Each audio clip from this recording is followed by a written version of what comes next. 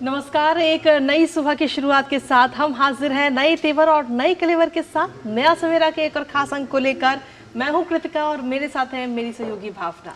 धन्यवाद कृतिका। सुप्रभात आपको और सभी व्यूअर्स को जो नया सवेरा इस समय देख रहे हैं। अगले 1 घंटे में हम आपको दिखाएंगे देश और दुनिया की ताज़ा तरीन खबरें और जिन प्रमुख खबरों पर हमारी नजर होगी वो है प्रधानमंत्री नरेंद्र मोदी यूएई की यात्रा पर है, जहां वो COP28 जलवायु कार्रवाई शिखर सम्मेलन में लेंगे हिस्सा और कई इवेंट्स को होस्ट भी करेंगे और साथ ही साथ द्विपक्षीय बैठकें भी होंगी। बिल्कुल, और इसी के साथ में राष्ट्रपति इस वक्त महाराष्ट्र के दौरे पर हैं और वहां पर उनके क्या कुछ खास कार्यक्रम हैं उस पर भी आज के इस खास कार्यक्रम में हम लगातार चर्चा करेंगे। साथ ही बात होगी अंतर्राष्ट्रीय खबरों की, जहां इजराइल हमास संघर्ष पर हमारी नजर बनी रहेगी। खेल की खबरें होंगी, कारोबार की खबरें होंगी और जीवन के संघर्षों से जुड़ी खबरें भी आपको अगले 1 घंटे में हम दिखाएंगे। लेकिन शुरुआत करते हैं सुबह की सुर्खियों के साथ।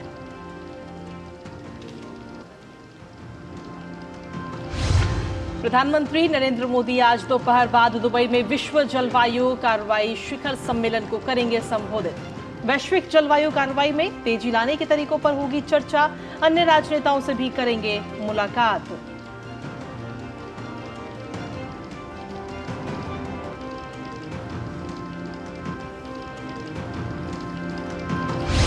राष्ट्रपति द्रौपदी मुर्मू का महाराष्ट्र दौरा, सशस्त्र बल मेडिकल कॉलेज पुणे को प्रेसिडेंट्स कलर करेंगी प्रदान। वर्चुअल माध्यम से कंप्यूटेशनल मेडिसिन के लिए सशस्त्र बल केंद्र प्रजना का भी करेंगे उद्घाटन।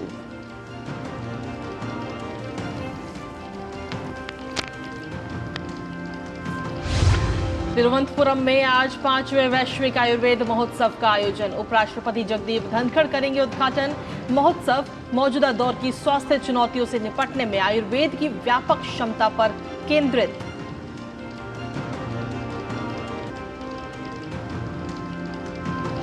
सीमा सुरक्षा बल यानी कि BSF का 64वां स्थापना दिवस। झारखंड के हजारीबाग में मुख्य कार्यक्रम। केंद्रीय गृह मंत्री अमित शाह देंगे संबोधन।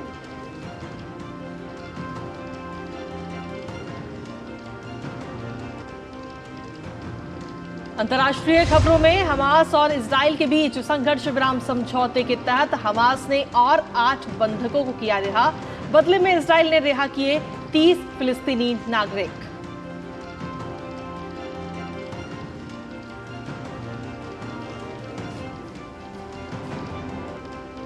खेल की खबरों में भारत और ऑस्ट्रेलिया आज रायपुर में होंगे आमने सामने।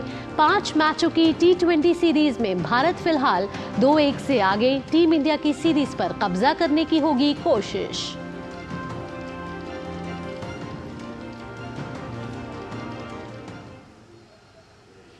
और चलिए नया सवेरा में अब सबसे पहले देखते हैं देश भर से कुछ खास और अहम खबरें, जिसमें सबसे बड़ी है प्रधानमंत्री नरेंद्र मोदी से जुड़ी हुई। दरअसल आपको बता दें कि PM मोदी आज दुबई में COP28 में विश्व जलवायु कार्रवाई शिखर सम्मेलन को आज संबोधित करेंगे।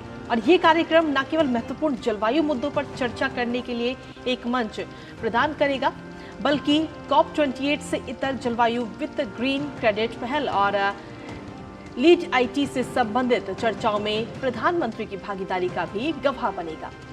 वहीं COP28 जलवायु परिवर्तन से निपटने के लिए प्रसिद्ध वैश्विक नेताओं की एक महत्वपूर्ण सभा है, जिसमें पेरिस समझौते के तहत हासिल की गई प्रगति का आकलन किया जाएगा। इसके अतिरिक्त इसका उद्देश्य जलवायु कार्रवाई के क्षेत्र में भावी प्रयासों के लिए एक रणनीतिक रोडमैप की रूपरेखा तैयार करना है। अंतर्राष्ट्रीय समुदाय विश्व जलवायु कार्रवाई शिखर सम्मेलन में प्रधानमंत्री नरेंद्र मोदी के संबोधन का उत्सुकता के साथ इंतजार कर रहा है, जिससे महत्वपूर्ण नीतिगत घोषणाओं और वैश्विक स्तर पर जलवायु परिवर्तन से निपटने के लिए प्रतिबद्धता की पुष्टि की उम्मीद है। प्रधानमंत्री नरेंद्र मोदी विश्व जलवायु परिवर्तन शिखर सम्मेलन में भाग लेने के लिए पिछली रात दुबई पहुंचे। यह संयुक्त राष्ट्र जलवायु परिवर्तन संधि में शामिल देशों का 28वां उच्च स्तरीय सम्मेलन है। संयुक्त अरब अमीरात की अध्यक्षता में 28 नवंबर से शुरू हुआ यह सम्मेलन 12 दिसंबर तक चलेगा। हवाई अड्डे पहुंचने पर संयुक्त अरब अमीरात के उप प्रधानमंत्री शेख सैफ बिन जायद अल नहयान ने गले लगाकर प्रधानमंत्री मोदी का स्वागत किया।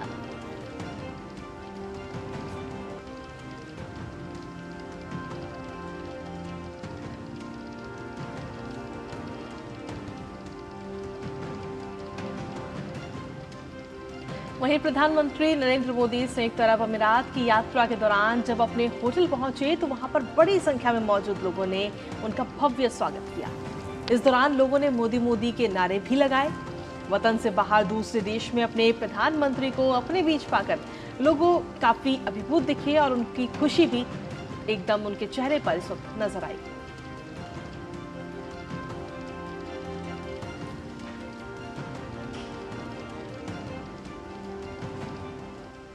तो होटल पहुंचने पर भारतीयों ने प्रधानमंत्री का भव्य स्वागत किया है, उनके साथ सेल्फी लेते हुए नजर आए हैं। और ये देखिए, जब हम अपने वतन से बाहर कहीं दूसरे देश में रह रहे होते हैं और इस दौरान अपने देश का प्रधानमंत्री जब वहां पहुंचता है तो कितनी खुशी है वो इन सभी के चेहरों पर साफ झलक रही है।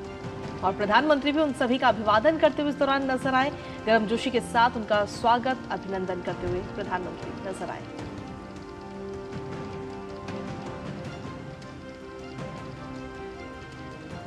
तो प्रधानमंत्री दुबई पहुंच चुके हैं और जलवायु कार्रवाई शिखर सम्मेलन में प्रधानमंत्री नरेंद्र मोदी भाग लेंगे, यानी कि COP28 में भाग लेंगे। और भारत की प्रतिबद्धता जलवायु कार्रवाई को लेकर दिखाती है कि भारत हमेशा से ही प्रतिबद्ध रहा है पर्यावरण को संरक्षित करने के लिए, जलवायु कार्रवाई पर ठोस कार्रवाई करने के लिए। और आप तस्वीरों के जरिए देख सकते हैं कि जब प्रधानमंत्री दुबई पहुंचे तो होटल पहुंचने पर प्रधानमंत्री मोदी का भारतीयों ने खूब गर्मजोशी के साथ स्वागत किया और प्रधानमंत्री मोदी ने भी उनका अभिवादन स्वीकार किया। आप देख सकते हैं अपनी टेलीविजन स्क्रीन पर कि किस तरीके से उन्होंने भारत का झंडा अपने हाथ में लिए रखा है और प्रधानमंत्री सभी से हाथ मिलाते हुए सेल्फी लेते हुए लोग नजर आ रहे हैं। कतार में खड़े हुए प्रधानमंत्री मोदी का इंतजार करते हुए और प्रधानमंत्री नरेंद्र मोदी सभी को हाथ हिला के अभिवादन उनका स्वीकार करते हुए।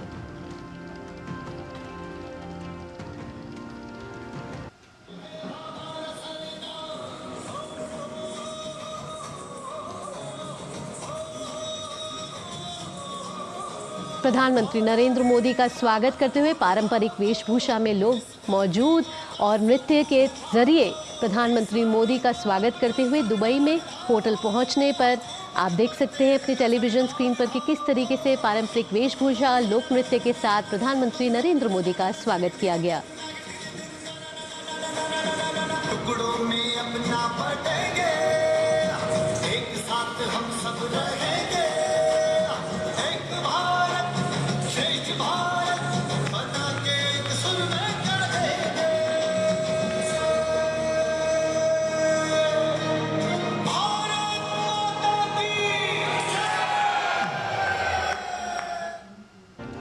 तो प्रधानमंत्री नरेंद्र मोदी सभी का अभिवादन शुक्रवार को संबोधित करेंगे। विदेश सचिव विनय मोहन क्वात्रा ने बताया कि प्रधानमंत्री मोदी दुबई में 3 उच्च स्तरीय कार्यक्रमों में भाग लेंगे। हरित ऋण पहल भारत और संयुक्त अरब अमीरात की संयुक्त मेजबानी में पहला उच्च स्तरीय कार्यक्रम होगा। ऊर्जा स्रोतों के बदलाव से संबंधित दूसरा कार्यक्रम लीड IT2 भारत और स्वीडन की संयुक्त मेजबानी में होगा। भारत और स्वीडन ने वर्ष 2019 में न्यूयॉर्क में जलवायु परिवर्तन शिखर सम्मेलन में इस कार्यक्रम की शुरुआत की थी। विदेश सचिव ने कहा कि पीएम मोदी जलवायु वित्त के एक अन्य महत्वपूर्ण कार्यक्रम में भी भाग लेंगे। In terms of Prime Minister's participation at the COP28, Honorable Prime Minister will deliver his address at the opening session of the World Climate Action Summit. Besides his address to the COP28, Prime Minister will also be participating in 3 high-level side events, of which 2 are being co-hosted by India. विदेश सचिव ने कहा कि भारत को आशा है कि इस शिखर सम्मेलन में जलवायु वित्त के बारे में एक स्पष्ट कार्य योजना पर सहमति बनेगी। उन्होंने बताया कि यात्रा के दौरान प्रधानमंत्री विश्व के अन्य नेताओं के साथ द्विपक्षीय बैठकें भी करेंगे। The first high-level event, which is being co-hosted by India and the UAE, is the launch of Green Credits Initiative. The Green Credits Initiative is based on the Green Credit Program, which was notified by the Ministry of Environment in October this year, and basically envisions the issue of green credits for plantations on waste and degraded lands and the river catchment areas in order to restore their vitality. Dubai में भारत के one, पर्यावरण और जलवायु परिवर्तन मंत्री भूपेंद्र यादव ने COP28 के अध्यक्ष डॉक्टर सुल्तान अल जबेर से मुलाकात की। मुलाकात के दौरान उन्होंने कई मुद्दों पर चर्चा की। भूपेंद्र यादव ने गुरुवार को दुबई में COP28 पर भारत मंडप का उद्घाटन किया। इस मंडप की थीम वसुदेव कुटुम्बकम है, जो वैश्विक पर्यावरण के प्रति उत्तरदायित्व से संबंधित भारत की प्रतिबद्धता दर्शाती है। इस मंडप का उद्देश्य जलवायु कार्रवाई और नेतृत्व, विशेषकर हरित हाइड्रोजन, सौर और पवन ऊर्जा सहित नवीकरणीय ऊर्जा के क्षेत्र में भारत के उल्लेखनीय प्रयासों को प्रदर्शित करना है। जलवायु परिवर्तन एक बहुत बड़ा महत्वपूर्ण मुद्दा है, इस पर चर्चा की जाएगी। पिछले कई सालों से जो कदम उठाए गए हैं उनका परिणाम क्या हुआ, इस पर चर्चा की जाएगी। और साथ ही साथ आने वाले समय में सभी देश एक साथ कैसे चले, ये भी एक प्रमुख मुद्दा होगा COP28 के इस सम्मेलन के लिए। इसका आउटकम किस प्रकार से निकलेगा, एक पूरा एजेंडा उसका तैयार हो जाएगा। और आखिरी दिन चूंकि 12 तारीख तक ये पूरा COP28 का सम्मेलन चलने वाला है, तो उसका एक फाइनल जो आउटकम है वो 12 तारीख को यहाँ पर रखा जाएगा। और किस प्रकार से सभी देशों के लिए जो रोड मैप बनाया गया है उन पर किस प्रकार से उनको कदमताल करना है, ये भी कहा जाएगा। इस समय पूरा विश्व पर्यावरण संरक्षण की समस्या से जूझ रहा है। आंकड़ों के मुताबिक 2021 और 2022 में वैश्विक कार्बन डाइऑक्साइड का उत्सर्जन रिकॉर्ड स्तर पर पहुंच गया है। इसका लगभग 90% जीवाश्म ईंधन से आता है। सम्मेलन में जलवायु संकट में कम योगदान देने के बावजूद जलवायु संकट का खामियाजा भुगतने वाले विकासशील और गरीब देशों को आर्थिक समर्थन के मुद्दे का समाधान निकालने का प्रयास किया जाएगा। शिशिर सेलार के साथ तापस भट्टाचार्य की रिपोर्ट, दुबई।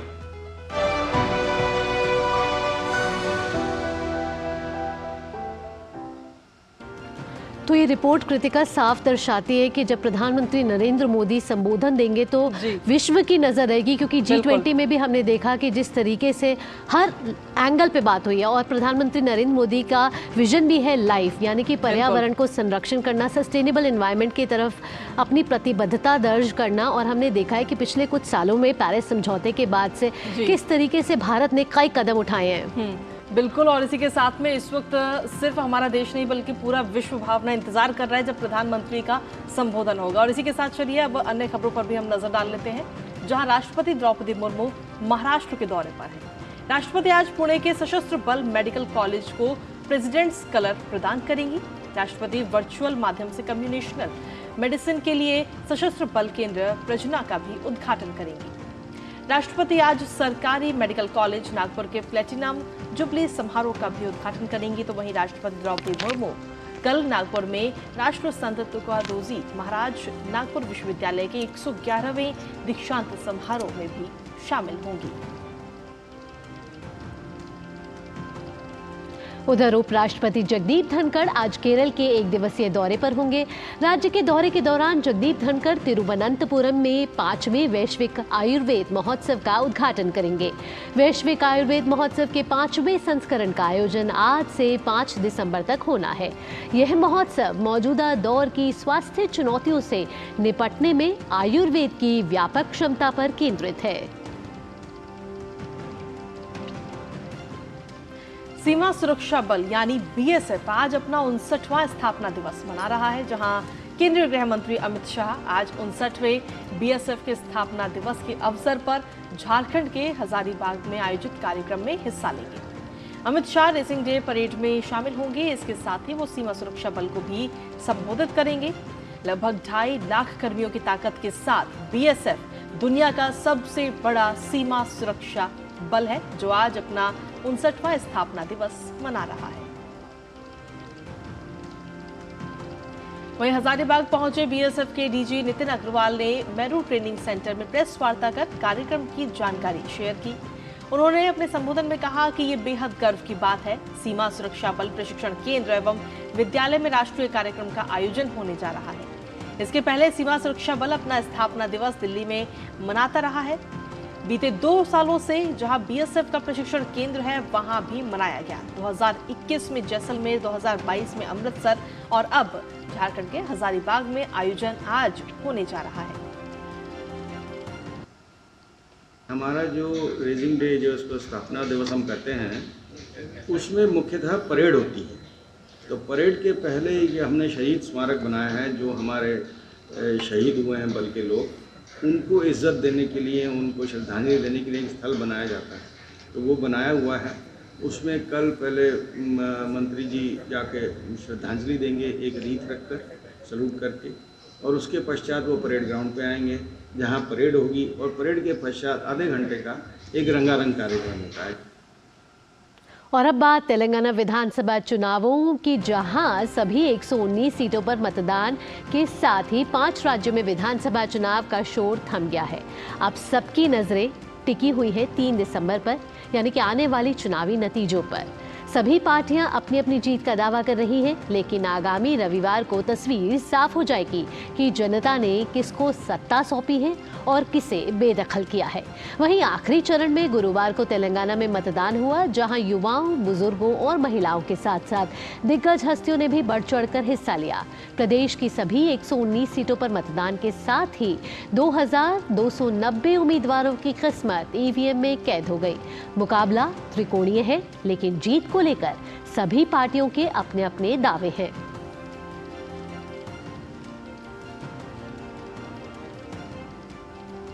और वहीं 5 राज्यों में मतदान के बाद अब गुरुवार शाम को एग्जिट पोल के परिणाम भी आ गए।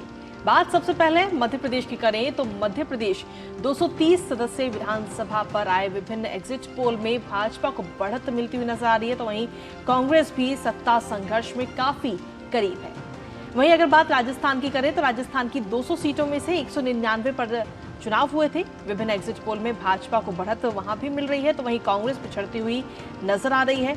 और अगर बात की जाए छत्तीसगढ़ की, तो विभिन्न एग्जिट पोल में कांग्रेस को फिर से सत्ता के नजदीक बताया गया है।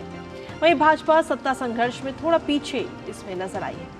तेलंगाना की अगर बात करें तो यहां पर आए विभिन्न एग्जिट पोल राज्य में सत्ता परिवर्तन के संकेत दे रहे हैं। एग्जिट पोल के अनुसार कांग्रेस को सत्ता मिल सकती है, तो बीआरएस उससे थोड़ा सा पीछे नजर आ रही है। वहीं मिजोरम की अगर बात करें तो वहां पर आए विभिन्न एग्जिट पोल में एमएनएफ को सबसे ज्यादा सीटें मिल रही हैं। तो वहीं आपको बता दें कि जेडपीएम दूसरे नंबर पर नजर आ रही है।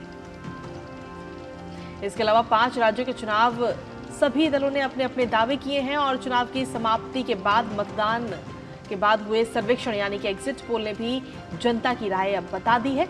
हालांकि जनता ने असल में किस पर भरोसा किया है, ये तो आने वाली 3 दिसंबर को ही साफ हो पाएगा। हालांकि इसके लिए बेसब्री से इंतजार हम सभी लोग कर रहे हैं कि आखिर जनता ने किसको चुना है 5 राज्यों में विधानसभा चुनावों के बाद।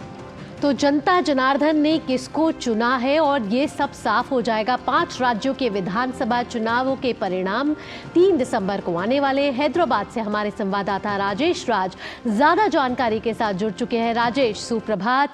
आपसे सबसे पहले जानना चाहूंगी कि तेलंगाना में सबसे आखिरी में मतदान हुआ और मतदान सफलतापूर्वक हुआ। अब जो है सबकी निगाहें टिकी हुई हैं मतगणना पे कि किस तरीके से जो चुनाव के नतीजे आएंगे। एग्जिट पोल हमारे सामने हैं और जिस तरीके से कहा जा रहा था कि त्रिकोणीय मुकाबला है, तो अभी किस तरीके की तस्वीर जो है वो नजर आ रही है?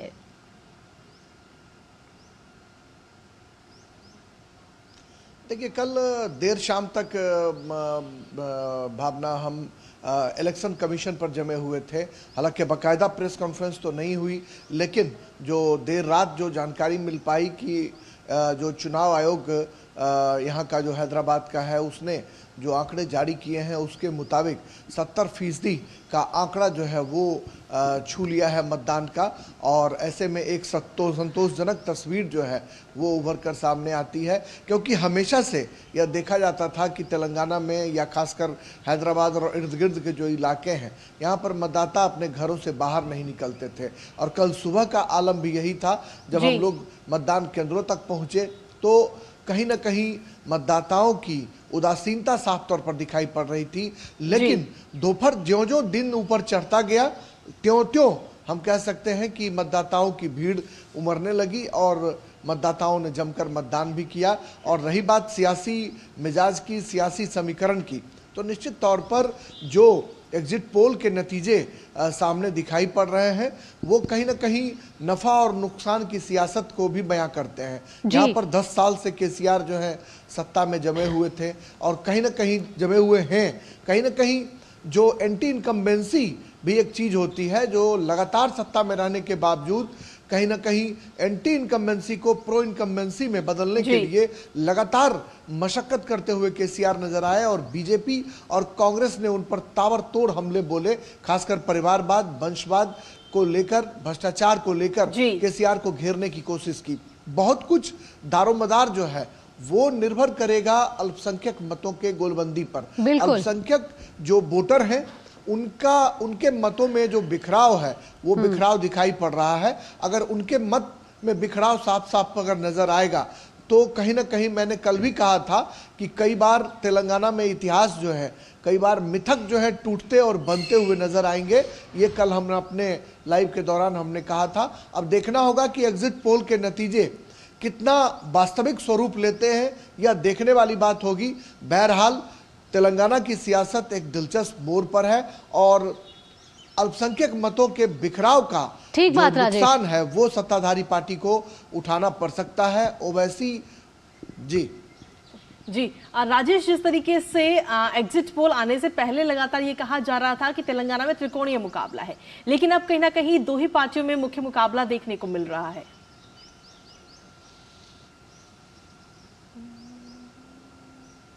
हाँ, देखिए, निश्चित तौर पर भारतीय जनता पार्टी ने ओबीसी मुख्यमंत्री की घोषणा की थी, लेकिन जैसा यहाँ पर मतदाताओं से हमने जब बात की तो उन्होंने साफ तौर पर कहा कि थोड़ी इसमें देर हो गई। हालांकि भारतीय जनता पार्टी ने विधानसभा के चुनाव में सिर्फ उनको 7% वोट आए थे। एक विधानसभा सीटों पर उन्हें कामयाबी हाथ लगी थी। बाद के दिनों में 2 उपचुनाव जो हुए, उस उपचुनाव में बीजेपी को चुनाव जीतने में कामयाबी मिली। जो नगर निकाय के चुनाव थे उसमें बीजेपी ने अच्छा परफॉर्म किया। उससे उत्साहित होकर कहीं ना कहीं इस बार एड़ी चोटी का जोर लगाने की बीजेपी ने कोशिश की, लेकिन जो मतदाताओं का साफ तौर पर कहना था कि कई तरह की हम कह सकते हैं कि कांग्रेस के एंट्री मारने के बाद, यहाँ की सियासत में एंट्री मारने के बाद मुकाबले को त्रिकोणात्मक बनाने की निश्चित तौर पर कोशिश की गई थी और बीजेपी ने अपने कार्यक्रमों के जरिए, रोड शो के जरिए, प्रधानमंत्री के कार्यक्रमों के जरिए या पार्टी ने जो एड़ी चोटी का जोर लगाया, एक दमदार उपस्थिति दर्ज कराने की कोशिश जरूर की। और लोकसभा चुनाव में 20% से ज्यादा वोट भी उन्हें मिले। लेकिन कहा जाता है कि ये पब्लिक है जो कई बार पब्लिक का मूड बनता और बिगड़ता रहता है और सियासत में जब तक आखिरी मत गिन ना लिया जाए और क्रिकेट में जब तक आखिरी बॉल फेंक ना दी जाए तब तक सब कुछ संभव है। क्रिकेट और सियासत ऐसी चीज है जहां पर सब कुछ संभव रहता है अंतिम दम तक। तो देखना होगा जो एग्जिट पोल के नतीजे हैं वो आखिरी स्वरूप, वास्तविक स्वरूप लेते हैं या नहीं लेते हैं, यह देखने वाली बात होगी। कई बार एग्जिट पोल के नतीजे सही भी होते हैं, कई बार गलत भी होते हैं और कई बार सही और गलत के बीच में भी कृतिका दिखाई पड़ते हैं। तो हमें थोड़ा इंतजार करना पड़ेगा रविवार सुबह तक का और रविवार को 10 बजे तक जो है तस्वीर साफ होने लगेगी कि तेलंगाना में किसकी बनेगी सरकार। क्या केसीआर को एंटी इनकम्बेंसी का नुकसान उठाना पड़ेगा या फिर कांग्रेस अपने पुराने गढ़ में एक बार फिर दमदार उपस्थिति दर्ज करा पाएगी, या भारतीय जनता पार्टी मुकाबले को त्रिकोणा बनाने में कितना सफल हो पाई है, यह सब कुछ तस्वीर साफ हो पाएगा रविवार को। बिल्कुल राजेश, तो 3 दिसंबर को जो तस्वीर है वो बिल्कुल साफ हो जाएगी कि केसीआर जो है सरकार वापसी लेती है या फिर सत्ता परिवर्तन होता है। फिलहाल मैं आपसे ये जानना चाहूंगी कि चुनाव आयोग की क्या तैयारियां हैं, क्योंकि सुरक्षा के कड़े इंतजाम किए गए होंगे। परसों का ही दिन है, 1 दिन रह गया है, तो तेलंगाना में किस तरीके से अभी सुरक्षा के इंतजाम किए गए हैं मतगणना को लेकर? देखिए, अगर हम पोलिंग की बात करें तो पोलिंग के दौरान हमने देखा कि अर्धसैनिक बलों की टुकड़ियां तमाम मतदान केंद्रों पर तैनात थी और कोई परिंदा भी जमीन से लेकर आसमान तक पर न मार सके, इसका पूरा ख्याल चुनाव आयोग ने रखा था।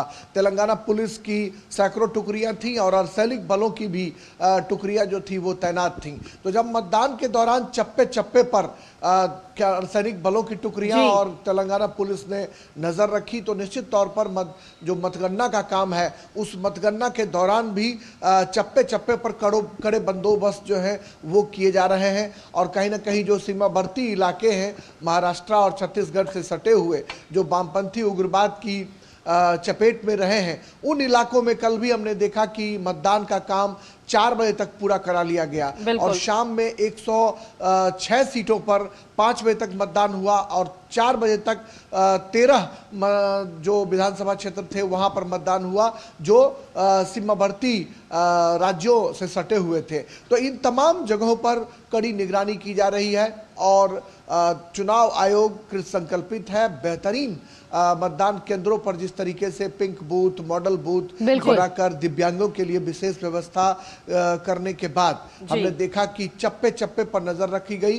तो मतगणना के लिए भी कहीं ना कहीं चुनाव आयोग की व्यवस्था बिल्कुल मजबूत है और उसे फुल प्रूफ बनाने के लिए इलेक्शन कमीशन के जो लोग हैं वो लगातार मशक्कत कर रहे हैं। ठीक बात राजेश, बहुत बहुत शुक्रिया राजेश, इतनी महत्वपूर्ण जानकारी हम तक पहुंचाने के लिए कि तेलंगाना में इस समय किस तरीके का माहौल है और चुनाव आयोग की जो तैयारियां हैं वो बिल्कुल फुल प्रूफ है। बहुत बहुत शुक्रिया। बिल्कुल, और जिस तरीके से देखा जाए भावना, तो तेलंगाना को लेकर के इन 5 राज्यों में जो विधानसभा चुनाव है इसके लिए बेसब्री से इंतजार इसलिए किया जा रहा है क्योंकि अब कुछ ही महीनों बाद लोकसभा का बिल्कुल, और इन विधानसभा चुनावों को माना भी सेमीफाइनल जा रहा है। फिलहाल वक्त हो चला एक छोटे से ब्रेक का। ब्रेक के बाद भी DD न्यूज पर खबरों का सिलसिला जारी रहेगा। अब जुड़े रहिए नया सवेरा के साथ। Here gravity and physics don't call the shots, and sound travels slower than you. This is a different kind of place. That's why we're looking for different kind of people, for whom excellence is not a job, but a way of being, be it in the sky or on the ground. We are looking for an invincible team of invincible people, people who are a cut above. Join the Indian Air Force to be a cut above. Modi सरकार की guarantee, सबका अपने पक्के घर का सपना होगा पूरा। 4 करोड़ पक्के घरों का निर्माण, हमारा संकल्प विकसित भारत। Hey girls! आज तो पार्टी चाहिए। चैंपियन के साथ सेल्फी लेंगे। आइडिया, यही करते हैं पार्टी। Pizza party. ये चल अपना कार्ड और पिन दे। मेरे कार्ड की डिटेल्स मैं खुद ही डालूंगी। RBI कहता है अपना पिन, OTP, CVV या इंटरनेट बैंकिंग पासवर्ड किसी के साथ शेयर ना करें। ऑनलाइन बैंकिंग सिर्फ अपने कंप्यूटर, मोबाइल और सिक्योर नेटवर्क से करें। बाय गर्ल्स, कहाँ जा रही है? सुना नहीं, नो शेयरिंग। RBI कहता है जानकार बनिए, सतर्क रहिए। मम्मी, कॉलेज की क्रिकेट टीम में ना मेरा सिलेक्शन हो गया है। Very good. कॉलेज की टीम में तो आ गया, देश की टीम में रजिस्ट्रेशन कब करवा रहा है? वो कैसे? तुम वोटर बन के देश की टीम का हिस्सा बन सकते हो। देश का फॉर्म भरो, देश की टीम का हिस्सा बनो। वोट करना सिर्फ तुम्हारा अधिकार ही नहीं बल्कि तुम्हारा कर्तव्य भी है, समझे? जी हाँ, अगर आप भी 18 साल के हो रहे हैं तो आज ही वोटर हेल्पलाइन ऐप डाउनलोड करके वोटर लिस्ट में अपना नाम जुड़वाकर वोटर बने। और हाँ, एग्जिस्टिंग वोटर्स भी अपनी जानकारी वोटर लिस्ट में अपडेट करें जिससे देश की टीम और मजबूत बने। वोटर लिस्ट में नाम मतलब देश के लिए वोट करने का अधिकार, यानी देश की टीम में रजिस्ट्रेशन। माँ, ये खीर किसके लिए? आज तेरे दादाजी का जन्मदिन है, उनके लिए। तो मैं दादाजी को क्या दूँ? अपना मोबाइल फोन देना। ये क्या कर रही है? दादाजी के लिए आयुष्मान कार्ड बना रही हूँ। घर बैठे? हाँ। आयुष्मान ऐप पर जाकर अपना या परिवार के सदस्य का नाम लाभार्थी सूची में ढूंढें, आधार, OTP या फेस ऑथ द्वारा ऑथेंटिकेट करें, डिटेल्स भरें, अब मोबाइल से फोटो खींचकर अपलोड करें। दादाजी, ये लीजिए अपना आयुष्मान कार्ड। ये उपहार तो जीवन भर काम आएगा। और एक प्रकार से PM जय अब गरीबों की जय बन गई है। 5 लाख तक के मुफ्त उपचार की गारंटी, स्वास्थ्य का वरदान आयुष्मान। ब्रेक के बाद नया सवेरा में आप सभी का स्वागत है। और कृतिका, जो दर्शक हमारे साथ अभी जुड़े हैं, आइए एक नजर डाल लेते हैं इस वक्त की सुर्खियों पर।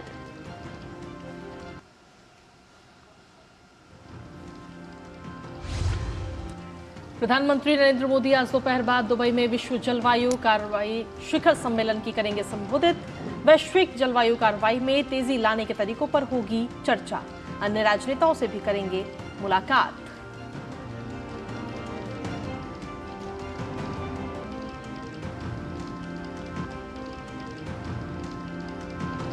राष्ट्रपति द्रौपदी मुर्मू का महाराष्ट्र दौरा, सशस्त्र बल मेडिकल कॉलेज पुणे को प्रेसिडेंट्स कलर करेंगी प्रदान। वर्चुअल माध्यम से कंप्यूटेशनल मेडिसिन के लिए सशस्त्र बल केंद्र प्रजना का भी करेंगे उद्घाटन।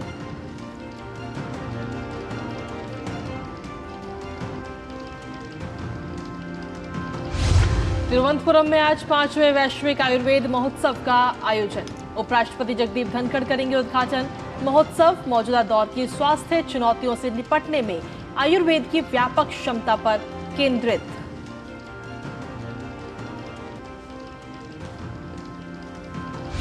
सीमा सुरक्षा बल यानी कि बीएसएफ का 64वां स्थापना दिवस झारखंड के हजारीबाग में होगा मुख्य कार्यक्रम। केंद्रीय गृह मंत्री अमित शाह देंगे संबोधन।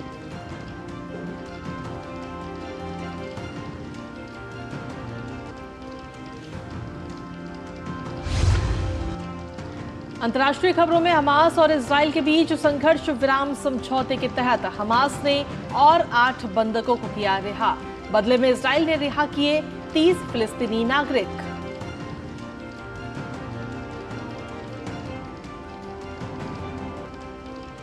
और खेल की खबरों में भारत और ऑस्ट्रेलिया आज रायपुर में होंगे आमने सामने। 5 मैचों की T20 सीरीज में भारत फिलहाल 2-1 से आगे।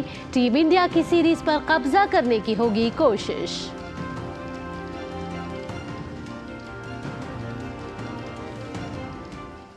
और चलिए अब हेडलाइंस के बाद खबरों में आगे बढ़ते हैं। बात करते हैं जम्मू कश्मीर की, जहां पर उपराज्यपाल मनोज सिन्हा ने कहा है कि निर्वाचन आयोग जब भी विधानसभा चुनाव कराने का निर्देश देगा, उनका प्रशासन केंद्र शासित प्रदेश में इसे कराने के लिए तैयार है। चुनावों के बारे में गलत सूचना फैलाने को लेकर कुछ खास राजनीतिक दलों पर निशाना साधते हुए मनोज सिन्हा ने कहा कि वो सफलतापूर्वक विधानसभा चुनाव कराने के बाद ही जम्मू कश्मीर छोड़ेंगे। मनोज सिन्हा ने जम्मू में एक कार्यक्रम में कहा कि निर्वाचन आयोग ने जम्मू कश्मीर से इंतजाम के बारे में जो भी जानकारी मांगी थी वो उसे सौंप दी गई है। बढ़ते हैं अगली खबर की ओर। दिल्ली हाई कोर्ट समान नागरिक संहिता की मांग करने वाली याचिका के मामले में आज सुनवाई करेगी। कोर्ट ने 21 नवंबर को उन याचिकाओं को सुनवाई के लिए लिस्टेड किया था जिनमें समान नागरिक संहिता लागू करने की मांग की गई है। दिल्ली हाई कोर्ट ने कहा है कि अगर सुप्रीम कोर्ट ने इस मसले पर पहले ही फैसला कर लिया है तो हम कुछ नहीं कर सकते। एक्टिंग चीफ जस्टिस मनमोहन की बेंच ने कहा था कि मार्च में सुप्रीम कोर्ट सुनवाई से इनकार कर चुकी है। सुप्रीम कोर्ट में याचिका वकील अश्वनी कुमार उपाध्याय ने जेंडर न्यूट्रल और रिलीजन न्यूट्रल कानूनों के लिए दायर की थी। हाई कोर्ट में याचिका दायर करने वालों में भी अश्वनी उपाध्याय शामिल हैं। और चलिए नया सवेरा में आप आगे बढ़ते हुए बात करते हैं विकसित भारत संकल्प यात्रा की।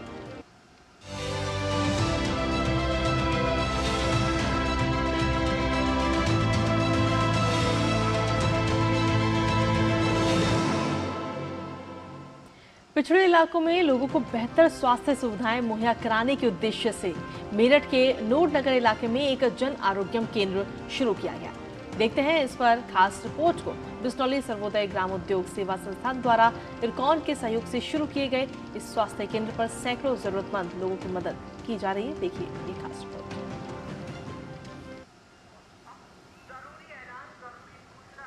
मेरठ के बेहद पिछड़े इलाके में से एक नूरनगर की बस्ती में इरकॉन के सहयोग से बिस्नौली सर्वोदय ग्रामोद्योग सेवा संस्थान द्वारा एक जन आरोग्यम केंद्र की शुरुआत की गई है। इरकॉन के सीवीओ सुरेंद्र सिंह और इलाके के उप जिलाधिकारी की मौजूदगी में इस केंद्र की शुरुआत की गई।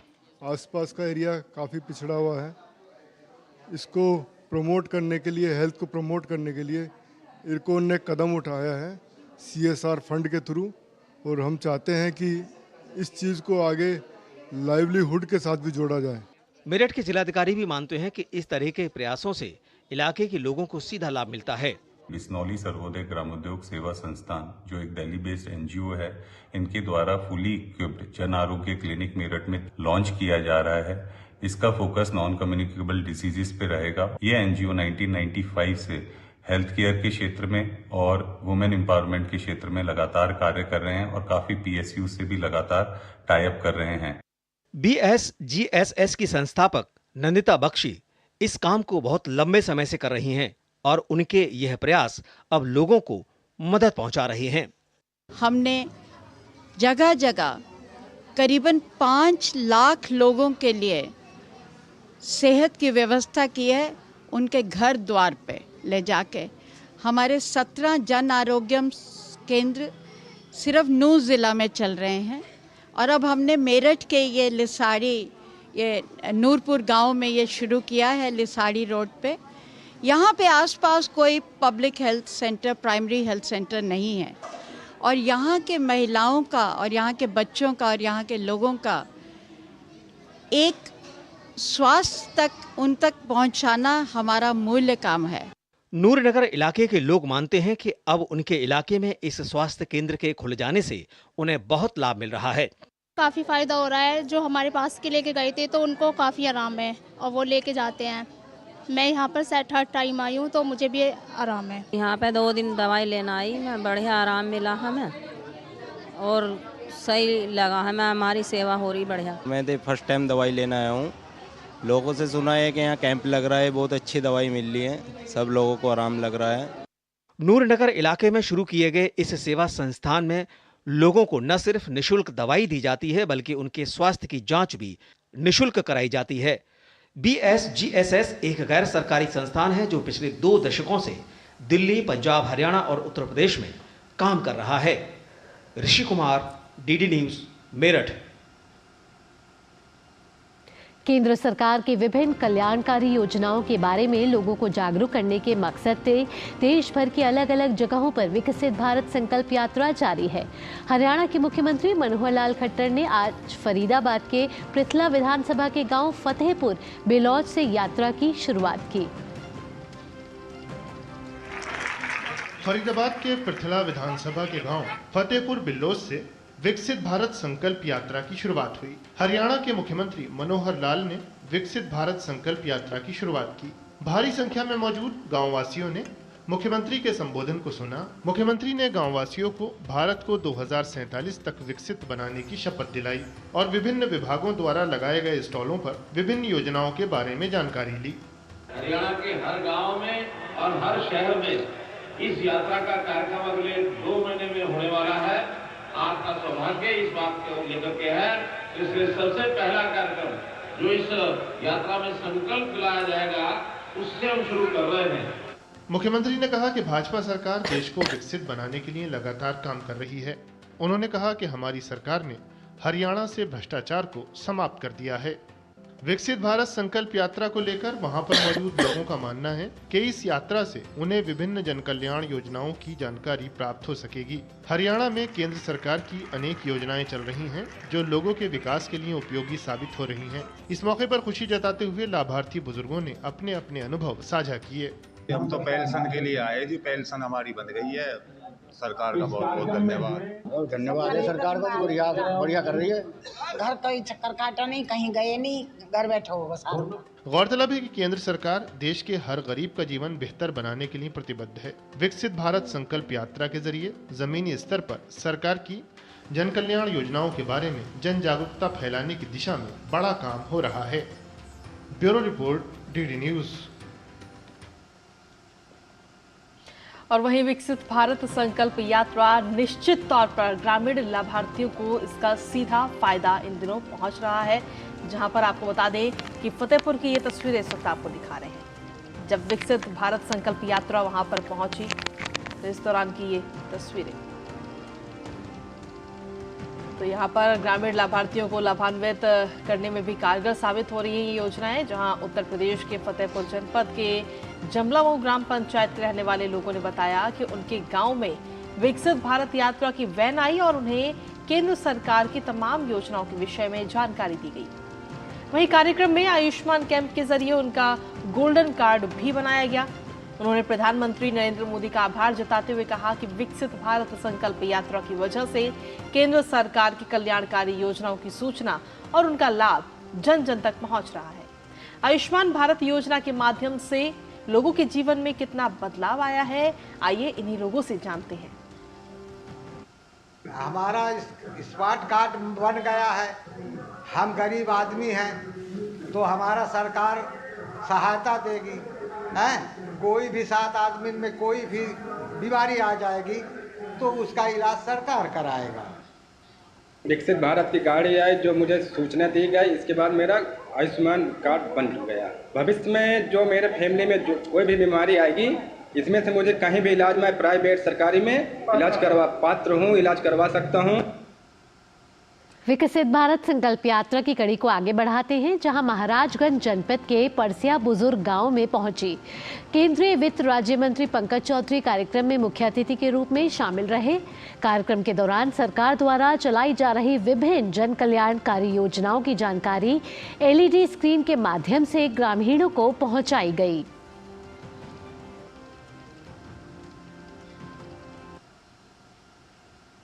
माननीय प्रधानमंत्री जी की जो इच्छा है 2047 में विकसित भारत बने, उसके लिए विकसित भारत संकल्प यात्रा पूरे देश में चल रही है। उसी के तहत परसिया गांव में यात्रा आई थी और आज प्रधानमंत्री जी का संबोधन था। उन्होंने बहुत ही अच्छी चीज़ें और विशेष करके महिलाओं के उद्धार के लिए क्या क्या सरकार कर रही है, उस सबके बारे में जानकारी दी। और वहीं राष्ट्रीय राजधानी दिल्ली में वायु गुणवत्ता सूचकांक बेहद ही खराब श्रेणी में बना हुआ है। शहर में घना कोहरा देखा जा रहा है। आनंद विहार की अगर बात करें तो यहाँ पर AQI 412, अशोक विहार में 405, जहांगीरपुरी में 411, द्वारका सेक्टर 8 में 402 दर्ज किया गया।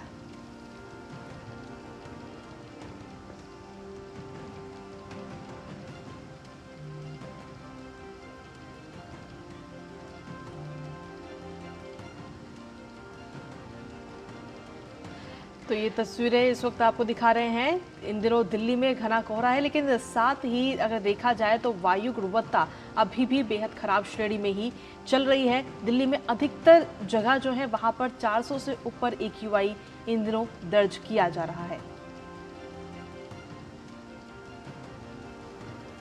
तो पिछले कई दिनों से AQI जो है वो खराब श्रेणी में है। दिल्ली NCR पे घने कोहरे की चादर छाई हुई है। ये इंडिया गेट की तस्वीरें हैं सुबह की, जो आपको दिखा रही हैं कि कोहरा साफ नज़र आ रहा है।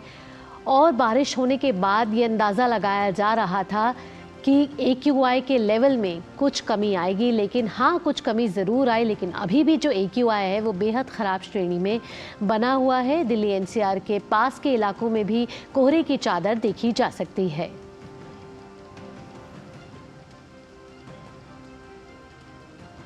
और चलिए अब देखते हैं खबरें दुनिया भर से।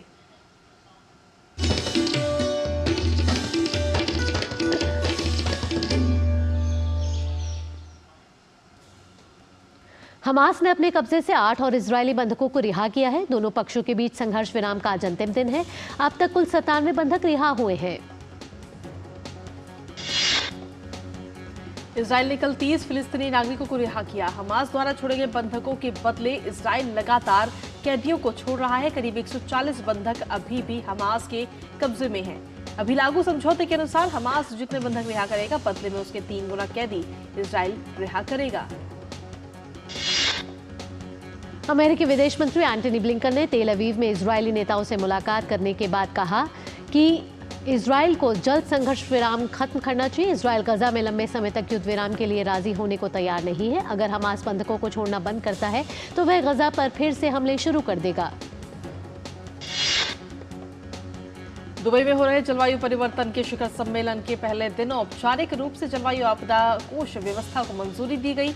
इसके तुरंत बाद ग्लोबल वार्मिंग के प्रभावित क्षेत्रों के लिए कोष के लिए $475 मिलियन की प्रतिबद्धता जताई गई। यूरोपीय संघ ने इस कोष में करीब $275 मिलियन, मेजबान UAE ने $100 मिलियन देने की भी घोषणा की है। कतर की राजधानी दोहा में अमीर शेख तमीम बिन हमद अल थानी ने ब्राजील के राष्ट्रपति लुइस इनासियो लुला दा सिल्वा से मुलाकात की है। इस बैठक में गजा पट्टी में नागरिकों की सुरक्षा की आवश्यकता सहित अंतर्राष्ट्रीय समुदाय से फिलिस्तीनियों और इजरायलियों के बीच संघर्ष को समाप्त करने के लिए और अधिक प्रयास करने का आह्वान किया गया। यूक्रेन के डोनेट्स्क प्रांत में रूसी मिसाइल हमलों में 2 लोगों की मौत हो गई। मिसाइल हमले में 10 लोग भी घायल हुए हैं। अभी भी कई लोग मलबे में फंसे हुए हैं। यूक्रेन पुलिस और बचाव कर्मियों लगातार रेस्क्यू कार्य में जुटे हुए हैं। रूस के सुप्रीम कोर्ट ने समलैंगिक, लेस्बियन और ट्रांसजेंडर अधिकारियों के समर्थकों के खिलाफ कठोर कदम उठाया है। शीर्ष कोर्ट ने LGBTQ+ एक्टिविज्म को चरमपंथी करार देते हुए इस तरह की गतिविधियों पर प्रतिबंध लगा दिया है।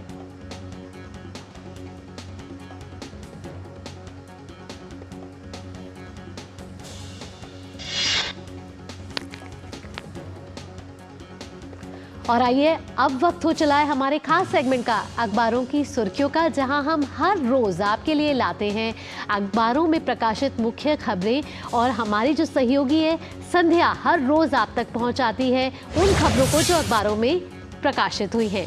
बिल्कुल, और संध्या सुप्रभात आपको। और आज क्या कुछ है अखबारों की सुर्खियां? हम बात करें तो 5 राज्यों में अब चुनाव संपन्न हो चुके हैं और उसके बाद कल जिस तरह से एग्जिट पोल आए हैं उसने सभी का सस्पेंस बढ़ा दिया है, चाहे वो मतदाता हो, चाहे वो उम्मीदवार हो या राजनीतिक दल हो। इसी खबर को आज सभी अखबारों ने प्रमुखता से लिया है, अपने पहले पेज पर लिया है और बताया है कि एग्जिट पोल किस तरह से क्या कुछ कह रहे हैं। राजस्थान, मध्य प्रदेश में कमल खिलने की बात एग्जिट पोल के माध्यम से बताई गई है और सभी अखबारों ने अलग अलग 5 राज्यों का जो सर्वेक्षण किया है और एग्जिट पोल के माध्यम से बताया है उनका उस खबर को आज लिया है। अगली खबर की बात करें तो ये है दैनिक जागरण अखबार के पहले पेज से खबर ली गई है और सभी अखबारों ने भी इसे लिया है प्रमुखता के साथ। दरअसल रक्षा खरीद परिषद ने 2.25 लाख करोड़ रुपए के रक्षा खरीद को मंजूरी दे दी है और इसके तहत 97 तेजस लड़ाकू विमान और 156 प्रचंड हेलीकॉप्टर सरकार द्वारा खरीदे जाएंगे। तो ये एक बड़ी खबर है, तीनों सेनाओं को उपकरणों के लिए, रक्षा उपकरणों के लिए मजबूत करने की दिशा में एक महत्वपूर्ण कदम। अगली खबर की बात करें तो हिंदुस्तान अखबार ने इस खबर को अपने पहले पेज पर लिया है और ये है आर्थिक रफ्तार बढ़ने की दिशा में जो GDP की बात कही गई है और सभी अखबारों ने आज इस खबर को भी अलग अलग पेज पर लिया है और प्रमुखता के माध्यम से बताया है कि देश की आर्थिक रफ्तार ने सभी अनुमानों को पछाड़ा है और कमजोर मॉनसून और वैश्विक चुनौतियों के बावजूद वृद्धि दर 7.6% पर है और इस पर प्रधानमंत्री नरेंद्र मोदी ने भी अपनी बात कही है। साथ ही उन्होंने ये कहा है कि जीवन यापन लोगों का आसान बनाने के लिए और सुधार लाने के लिए सरकार लगातार प्रतिबद्ध है। हिंदुस्तान अखबार ने आज इस खबर को पहले पेज पर लिया और ये भी बताया है कि ये जो GDP की बढ़ोतरी दर है इसका क्या कुछ असर होगा, यानी कि आम लोगों को टैक्स से राहत मिलेगी, रोजगार में बढ़ावा मिलेगा, उद्योगों का विस्तार होगा, ये सभी बिंदुओं को आज बताया गया है। अगली खबर की बात करें तो ये है जनसत्ता अखबार ने इस खबर को लिया है अपने देश विदेश पेज पर। दरअसल 500 नए अपशिष्ट से धन संयंत्र स्थापित किए जाने हैं और इसको लेकर के आज गोवर्धन बायोगैस सम्मेलन भारत मंडपम में आयोजित किया जाएगा केंद्रीय शहरी एवं आवासन मंत्रालय के द्वारा। और इस खबर को बताया गया है कि किस तरह से हितधारकों को के बीच में संवाद स्थापित करने और इस योजना में तेजी लाने के लिए आज इस सम्मेलन के माध्यम से पहल की जाएगी। और अगली खबर की बात करें तो ये है राष्ट्रीय सहारा अखबार ने लिया है। आज विश्व एड्स दिवस के मौके पर बताया है कि पिछले 1 दशक में HIV संक्रमण और इससे होने वाली मृत्यु की दर में गिरावट आई है। साथ ही WHO ने यह भी कहा है कि 2030 तक एड्स उन्मूलन के लिए सभी देश अपनी साझेदारी को और मजबूत करें ताकि इससे हम निजात पा सकें। और चलते चलते बात कर लेते हैं एक और खबर की जिसे हरिभूमि अखबार ने आज अपने प्रमुखता से प्रकाशित किया है और बताया है कि केंद्र और राज्य सरकार अब उत्तरकाशी के सिलक्यारा सुरंग के सफल 41 श्रमिकों को बाहर निकाले जाने के बाद जोशी मठ पर अपना ध्यान केंद्रित कर चुकी है और इसके लिए कल गृह मंत्रालय में एक बैठक आयोजित की गई केंद्रीय गृह मंत्री की अध्यक्षता में। और जोशी मठ के लिए केंद्र ने 1658 करोड़ रुपए से ज़्यादा की राशि को मंजूरी दी है ताकि इसके लिए पुनर्निर्माण और रिकवरी के लिए काम किया जा सके। तो आज ये है अखबारों की वो प्रमुख खबरें, अहम खबरें जो आम व्यक्ति से सरोकार रखती है और देश की उन्नति और प्रगति में अपना सरोकार और भागीदारी दर्ज कराती है। चलिए, बहुत बहुत शुक्रिया संध्या तमाम खबरों को कम समय में हमारे दर्शकों तक पहुँचाने के लिए। चलिए आगे बढ़ते हैं और अब बात करते हैं कारोबार जगत की फटाफट अंदाज में।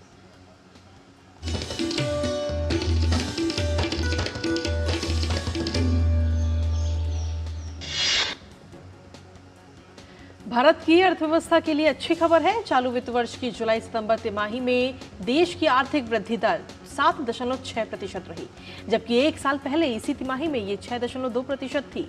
इसके साथ भारत दुनिया की प्रमुख अर्थव्यवस्थाओं में सबसे तीव्र आर्थिक वृद्धि दर हासिल करने वाला देश बना हुआ है। जीडीपी के आंकड़ों पर मुख्य आर्थिक सलाहकार वी अनंत नागेश्वरन ने खुशी जाहिर करते हुए इसे भारतीय अर्थव्यवस्था की मजबूती का प्रमाण बताया। उन्होंने कहा, जीडीपी में ये बढ़त खास तौर पर खनन, उत्खनन और कंस्ट्रक्शन सेक्टर से मिले सपोर्ट के कारण देखी गई है। भारतीय प्रतिस्पर्धा आयोग अर्थात सीसीआई ने वोडाफोन में अपने शेयर धारिता को 14.6% से बढ़ाया है। सीसीआई ने वोडाफोन ग्रुप पीएलसी में 25% से कम करने के लिए एटलस 2022 होल्डिंग्स लिमिटेड द्वारा प्रस्तावित अधिग्रहण को मंजूरी दी है। फोर्ब्स ने Asia heroes of philanthropy list की 17वीं सूची जारी कर दी है। इस लिस्ट में इन्फोसिस के सह संस्थापक नंदन निलेकानी, डीएलएफ के मानद चेयरमैन केपी सिंह का नाम शामिल है। वहीं भारत अंतर्राष्ट्रीय व्यापार मेला 2023 में खादी और ग्राम उद्योगी उत्पादों की ऐतिहासिक 15.03 करोड़ रुपए की बिक्री हुई। प्रधानमंत्री नरेंद्र मोदी की वोकल फॉर लोकल की अपील का खादी प्रेमियों पर व्यापक असर नजर आया। और कारोबार के बाद अब खबरें खेल जगत से जल्द अंदाज में।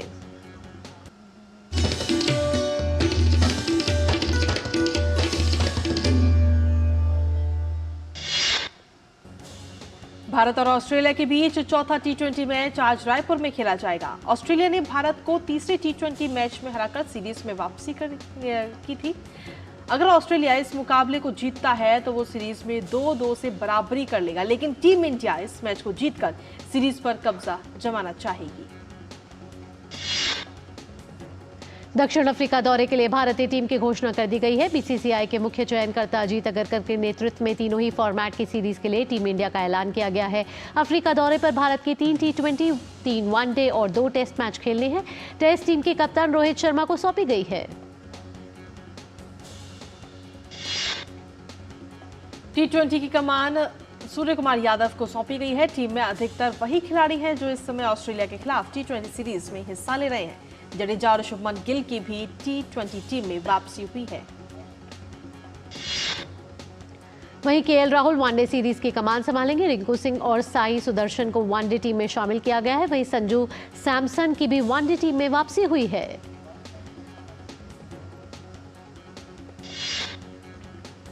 और अब खबरें सिने जगत से फटाफट अंदाज में।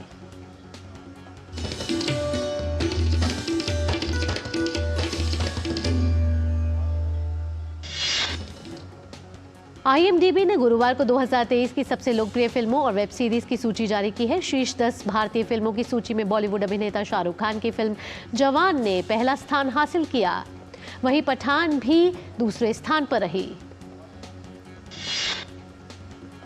आज देश भर के सिनेमाघरों में रिलीज होगी अभिनेता विकी कौशल की सैम बहादुर। मेघना गुलजार द्वारा निर्देशित इस फिल्म में विकी कौशल भारत के पहले field marshal general Sam Manekshaw का किरदार निभाते नजर आएंगे। आर माधवन की पहली वेब सीरीज द रेलवेमैन का पहला गाना निंदिया रिलीज हो चुका है, जिसे आयुष्मान खुराना ने अपनी आवाज दी है। इस गाने के बोल कौसर मुनीर ने लिखे हैं। यशराज फिल्म्स के स्पाई यूनिवर्स की 5वीं फिल्म टाइगर वर्सेस पठान अब अगले साल 2025 में शूट की जाएगी। फिल्म 2026 में सिनेमाघरों में रिलीज होगी। अगले साल 2024 के मार्च महीने से फिल्म की शूटिंग शुरू होने वाली थी। सिनेमाघरों में दस्तक देने से पहले रणबीर कपूर, रश्मिका मंदाना और Bobby Deol star film animal ने नया कीर्तिमान रच दिया है। एडवांस बुकिंग के मामले में एनिमल ने सलमान की टाइगर 3 और प्रभास की आदिपुरुष से भी आगे निकल गई है। रिलीज से पहले ही एनिमल के 10.5 लाख से ज्यादा टिकट बिक चुके हैं।